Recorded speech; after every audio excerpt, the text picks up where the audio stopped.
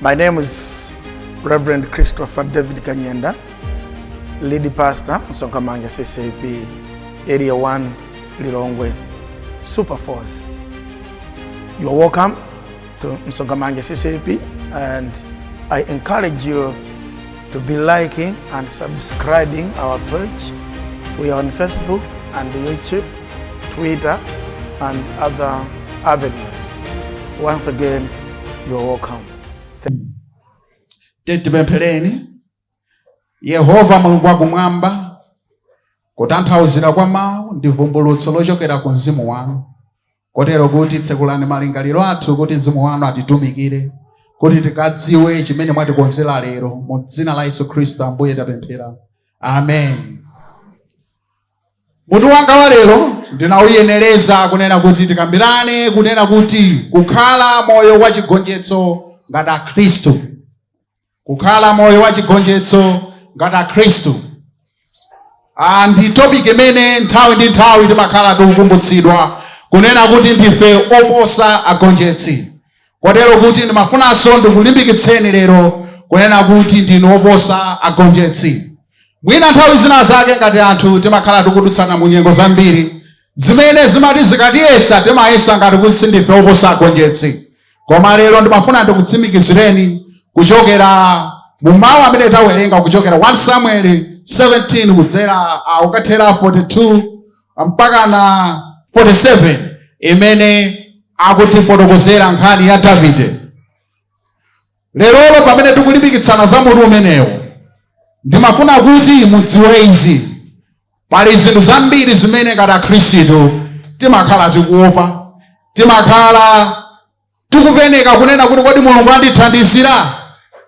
Ena amakhala ndi mantha aimfa, ena amakhala ndi mantha anthu amene amachita ufiti, ndikumaganiza kuti Mulungu amene timampembedza mwina sangakwaniritse kundipulumutsa ku zinthu ngati zimenezi.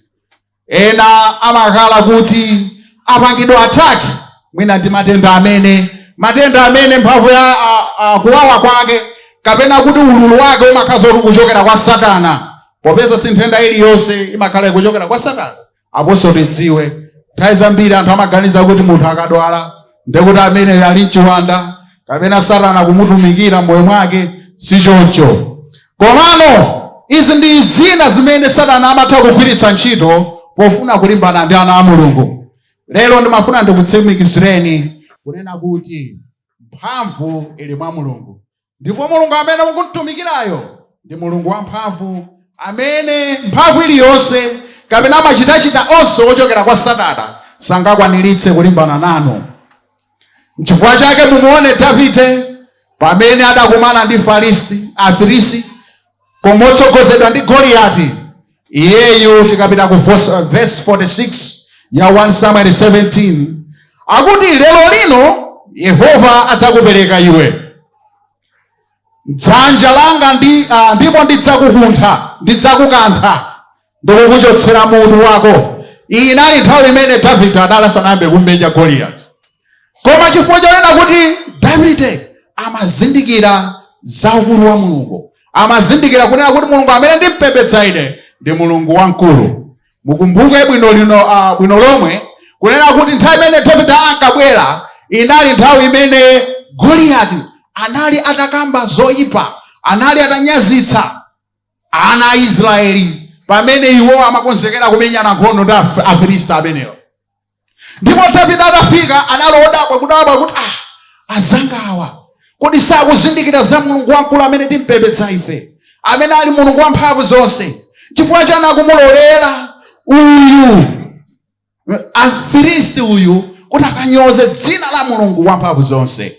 N'chifukwa chake Davide sanadikirire kugonjetsa Goliati kuti akakambe za ukulu wa Mulungu, koma iyeyu adakamba asadambe kumenya Goliati kunena kuti lero lino Yehova adzakupereka iwe m'dzanja langa ndipo ndidzakukantha ndi kukuchotsa mutu. Mawawa amakamba mozindikira kunena kuti Mulungu amene ndikumtumikira ine ndi Mulungu wamphamvu. Ndimafuna lero ndikulimbikitseni anzanga kunena kuti mulungu amene tikutumikira ndi mulungu wamphamvu, kotero kuti sitikuyenera kugwedezeka popeza mulunguyo ndi mulungu wamphamvu. Tiyeni tikhale ngati Davide pamene adakumana ndi Mfilistiyo. Iyeyu adasindikira ndi kukumbukira za ukulu wa mulungu, n'chifukwa chake adamugonjetsa Filistiyo. Sadalingalire kunena kuti kodi Filistiyo akuoneka motani, koma iye adangoganiza ndi kudziwa za mulungu kapena kuti kungochilimika za ukulu wa mulungu, n'chifukwa chake adagonjetsa Filistiyo. Kotero kuti ndimafuna ndikukulimbikitseni lero kunena kuti nenerani zabwino pa moyo wanu, kambani zabwino pa moyo wanu. Mukakumalizana ndi challenge, kodi ndi challenge yanji imene mukumalizana nayo? Chitani monga amene adachitira Davide. Davide anakamba zabwino zokhudzana ndi moyo wake. Adakamba kunena kuti iwe ndithu ndikukantha. Kodi ndi chani chimene chikulimbana ndi moyo wanu lero? Chiuzeni kunena kuti mu dzina la Yesu Khristu iwe ukanthidwa. Kodi ndi nthenda? Iuzeni mu dzina la Yesu nthenda choka. Ndi vuto lanji limene likukusokonezani? Mulungu walonjeza kuononga machitachita a Satana pa moyo wanu. Padali tsiku lina lake ndili ku skulu, ndimaphunzitsa wana, osati kuti skulu yo ndimaphunzira ine, ayi. Kunali ku boarding school, ana anayimba foni poti dali patron wa SCOM. Adandimbira usiku mwana, kudzera mwa amatron awo. Akuti pali mwana wina wake koma mwanayo wafotokoza kuti sakuona china chilichonse. Zatheka bwanji kuti mwana nthawi zonse amaona? Akuti koma panopa ukamfunsa kuti ukuona chana, akuti ndingoona ndima okhaokha. Ndinati vuto limene liso ndeliti, kodi ndipange bwanji pamenepa? Koma chifukwa ndidazindikira mtima mwanga kunena kuti machitachita akuchitika apawa ndawu Satana simachitachita amene mwina inomo tikhozona kuti mwina mwanayo amadwala nthenda ina yake imene yamuthandizira kuti mwina asaone. Koma ndazindikira kuti mphamvu ya Satana yamukuta mwanayo, kotero kuti mwanayo ndi pemphero ndi pembedzero mwanayo adzachiritsidwa. Kotero kuti ndinanyamuka usiku imene nthawi idali around 11-12. Ndidapita kumene kucha ku skulu ndikukakumanizana ndi amatron. Mogwirizana mwana uja ndidamona, ntamona mwanayo amaoneka kuti wagwidwa ndi mantha komanso sakuona. Koma chinthu chimene chinali mu mtima mwanga ndimanena kuti mwana uyu amaona. Nanga zizachitika bwanji? Anikati mwanga munthu adadzalamo ndi chikhulupiriro chimene tidagwapita malo amapemphero. Mwana uja sizinatenge nthawi yayitali, mwana uja ananena zoti ndayambanso kuona. Ameni. Kodi zikutanthauza chiyani? Mulungu amene timpembedza ndi Mulungu wamphamvu. Ndi Mulungu amene ana Israeli adali ndi vumbulutso za Mulungu ameneyo, ndipo adamgwiritsitsa kunena kuti ife sitipembedzanso mulungu wina koma tidzapembedza Mulungu ameneyu, Mulungu wamphamvu zonse. Inuyo ngati akhristu, Mulungu wakuyitanani ku moyo wa chigonjetso.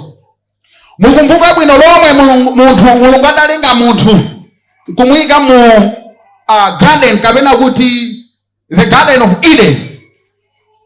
Adamulonjeza kunena kuti ndakupasa mphamvu yolamulira china chilichonse, chilombo cha pa dziko lonse, zilombo za pa dziko lonse, china chilichonse chimene chili pa dziko lapansi, chimene china cholengedwa. Mulungu adapereka mphamvu imeneyo kwa ife. Koma chifukwa chosatsatira kapena kusamvera kudapangitsa kuti mphamvu zimenezo zilandidwe kwa ife. Koma Mulungu sanatisiye tokha, koma kudzera mwa Yesu Khristu adanena kuti mphamvu imene ndinakupatsani ananga ndiyibwezeretsa pa inu kudzera mwa Yesu Khristu. Kotero kuti mphamvu kapena kuti mphamvu ya chigonjetso imene tidalandidwa kudzera mu machitachitatu pamene tidachita kusaweruzika, kusamvera muja munda mwa Eden, Mulungu anachita restore mphamvu imene cha the authority imene timenera kukhala nayo mwa Khristu Yesu. Kotero kuti lero lino Mulungu waikaso wabwezeretsanso mphamvu zija mwa ife, kotero kuti kodi ndi mphamvu ya ufiti imene kukuvutani? Kodi ndi mphamvu? Ana ena amavutika m'masekondari school makamaka. Satanic. Ndimafuna kukutengerani kwa Mulungu wa mphamvu yonse, amene aposa maukulu onse apa dziko lonse lapansi. Ndikufuna kukuyitanirani kwa Mulungu ameneyo. Mulungu ameneyo akufunani, akukufunani. Akufuna kuti mumudalire, kotero kuti musagwedezeke. Kaya ndi mphamvu ya imfa imene nthawi zina anthu amaopa, koma kudzera mwa Khristu Yesu. Akunena kuti Khristu Yesu adavala imfa. Nkupita kumene kunali imfako, ndikukamba kuyilamula kuti imfa iwe, muchizungu akuti you are sting, ndikukachosa mbola ya mphamvu ya imfayo. Kuti adaichotsa bwanji? Adaivala imfayo, kotero kuti mmene amauka ndikuti mphamvu so ya imfa iche matani imachoka. Kotero kuti ife ngati akhristu, pamene tamulandira Khristu Yesu, tilibenso mantha ndi imfa, chifukwa chonena kuti ngakhale thupi likhoza kufa, koma tidzakhala wamuyaya kudzera mu mzimu wa Khristu Yesu. Khristu Yesu anabwera kuti mantha amene amabwera pa imfa, onena kuti kodi tikafa tikalowera kuti, mantha amene aja adawachotsa. Ndikukupatsani kunena kuti ndikuyika moyo wina mwa Khristu Yesu, mu mzimu wake, kunena kuti ngakhale thupi lafa, koma muzakhala moyo kudzera mu mzimu wa Khristu Yesu. Ndi chifukwa chake Khristu atalowa mu imfamo, akuti anakhala ngati wayivala, atatero anakayichotsa mphamvu zake. Ali ngati munthu amene wamezedwa ndi sato, mkatikati mumimba mwa sato muja, sato ija kumayesa ngati ya wina. Ndameza uyo, wapita ameneyo. Nkukapezeka zoti munthu uja mimba mwa sato ndikutumphuka mmene muja, ndikuying'amba sato ija. Ndikuti sato ija imayesa ngati yagonjetsa, osadziwa zokuti mukumeza momwemo wagonjetsa ndi munthuyo. Ndi zimene anapanga Khristu Yesu. Anayivala imfa, polowa mu imfamo anakayigonjetsa mu imfamo, kuti iye pakuka through his resurrection, kapena kuti mu chiukitso cha Khristu Yesu, mphamvu ya imfa ija idachoka. Kotero kuti lero ndimafuna ndikulimbikitseni, ndani wa inu amene amaopa imfa, Mulungu akutsimikizirani kunena kuti kudzera mwa Khristu Yesu, Khristu Yesu adalowa mu imfamo kuti akayigonjetse imfayo. Kotero kuti ngati inu mungakhale kuti mwafa kuthupi, koma kuzimu Mulungu akaukitsa moyo wanu mmene anachitira ndi Khristu Yesu, ndipo mudzakhala ku moyo wosatha. Mawa uno ndikufuna ndidzale mkati mwanga mzimu wa David, kuti David amene analili nanunso mutengenso mzimu wa David kudzera mwa Khristu Yesu. Wosaopa, pachizungu amati no retreat, no surrender. Masiku adzana akudali filimu imeneyo, okuti ukafuna kulimbana ndi mdani wako, mafilimu ameneyo mpaka naenda adapeza ndithu that title kuipatsa filimu, no retreat, no surrender. Ndimafuna ndikulimbikitseni akhristu lero kuti musakhale mtima wogonja, chifukwa wamkulu ndi amene ali mkati mwanuyo kuposa uyo ali ku dziko. Mulungu adzala mbewu ya mphamvu mkati mwanumo, kotero kuti musachitenso mantha. N'chifukwa chake ndifuna ndikulimbikitseni kunena kuti muvale zida za nkhondo za Mulungu. Kodi mkati mwanumo mukuyenda ndi chani? Mkati mwanumo mwadzadza ndi chiyani?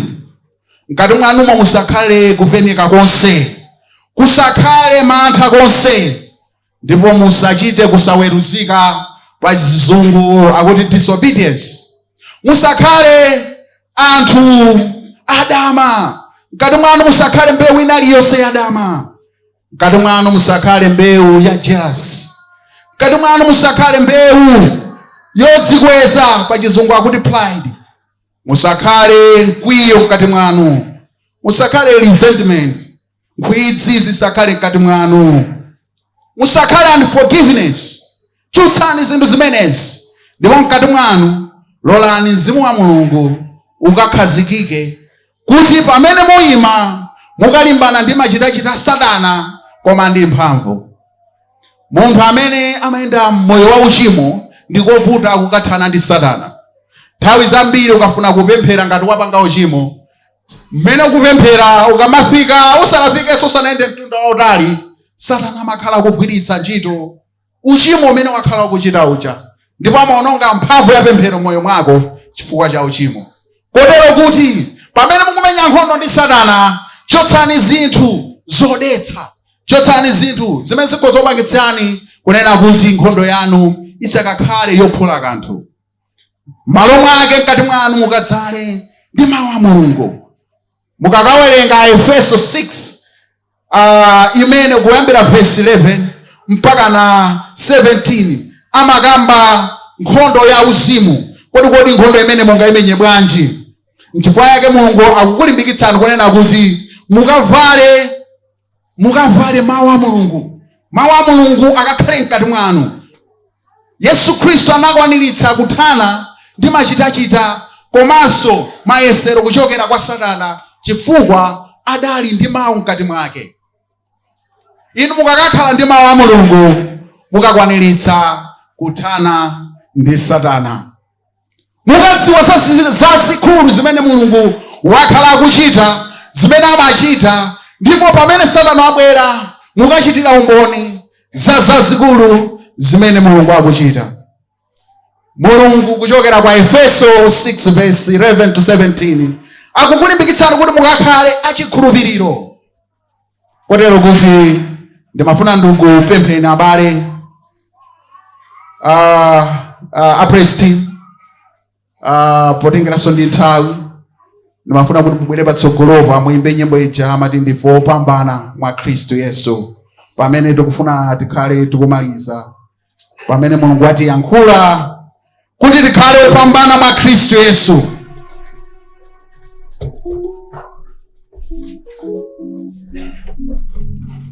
Mulungu akutiyitanira ku nkhondo, popeza nkhondoyo iye adagonjetsa kale. Inu kwa inu ndikungokhulupirika, ndikuyang'ana pa mtanda, popeza ntchito yogonjetsa iye adayipanga kale. Mpingo tiyimirire pamene azathu a praise team akutitsogolera. Ndife opambana mwa Khristu Yesu.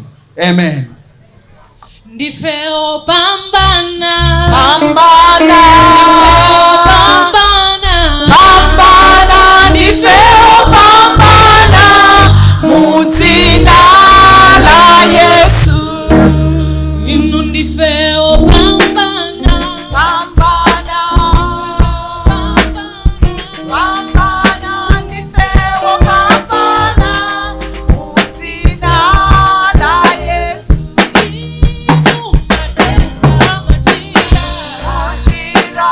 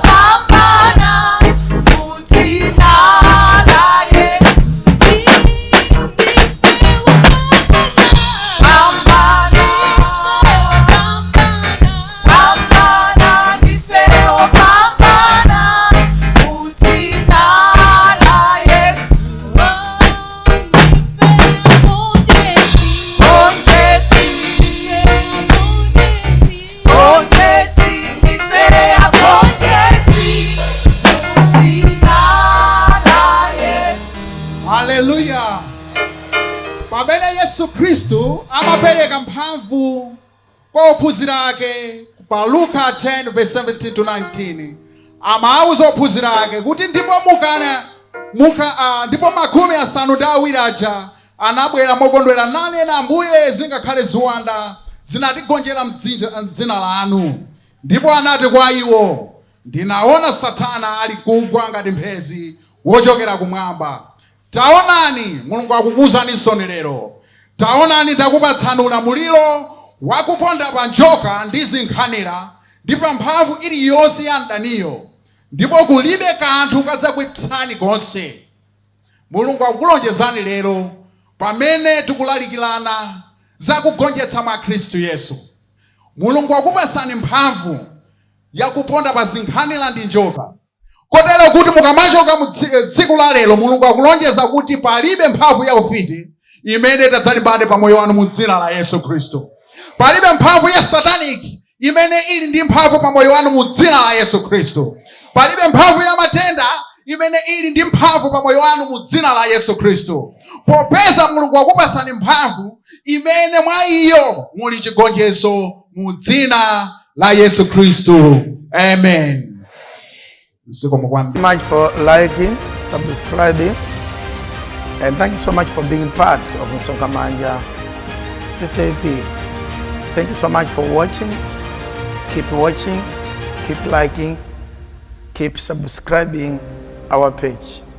You are blessed. Thank you.